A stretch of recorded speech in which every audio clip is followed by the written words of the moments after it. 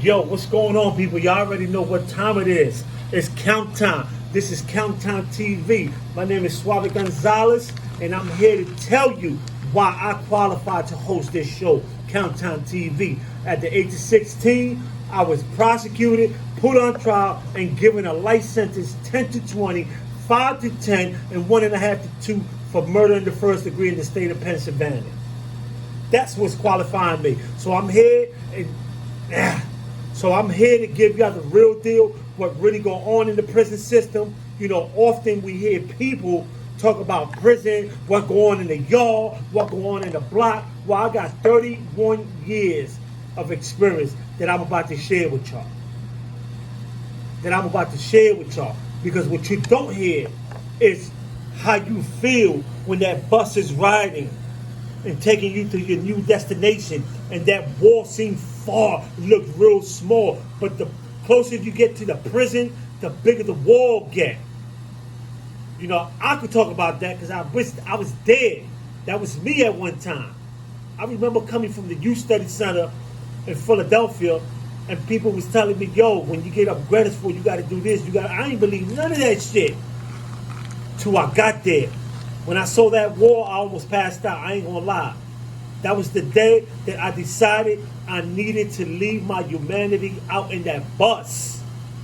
Everything I knew about the street, I left it in that bus. I was entering a new world. A world that I wasn't prepared to enter. When I got there, and I got to the receiving room, and I saw these white guards telling me straight, bend over, spread your ass cheeks. We want to see what you got in there. There's no contraband coming into this institution. But the worst part for me was when they asked me, where do you want your body sent to if anything happened? That's when I knew that prison was real. And when I went to prison in the 80s, it was fire. It was fire because I ain't go to no boot camp. I went to SCI Gratisford, the 6th largest penitentiary in the soils of America at that time, where people was getting stabbed, killed, raped every day, especially young boys. They was getting raped. They was getting taken.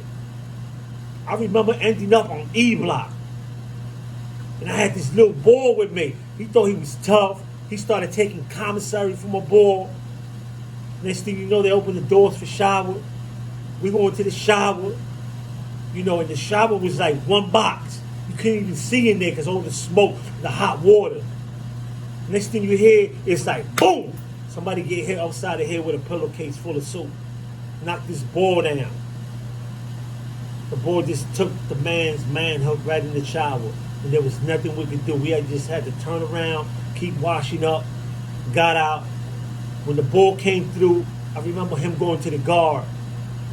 He had blood and shit running down his leg. And the guard asked him what happened. And he was telling the guard he got assaulted. And the guard said, who did it? He didn't even know who did it. He didn't even know that the same old head that was giving him commissary and cigarettes was the one that set him up. So they called White Shirt, what they called Lieutenant. Lieutenant came over. Like, what happened? Same story. I got assaulted. Who did it? We don't know. The only thing they did for him, they sent him to the prison hospital, stitch his butthole back up, and send him back to the block. And they put him in the cell with the same man that set him up. The same man they set him up. This is what really happened in the penitentiaries when young boys come to prison and they don't know that game. Because you could know the street game, but did you know the prison game? The prison game is totally different mentality, a different beast. And you got to get ready for that if you're in that street game. Because the street game will lead you to cemeteries and prisons. And trust me, if you ain't about that life, you will be somebody's wife. It's count time.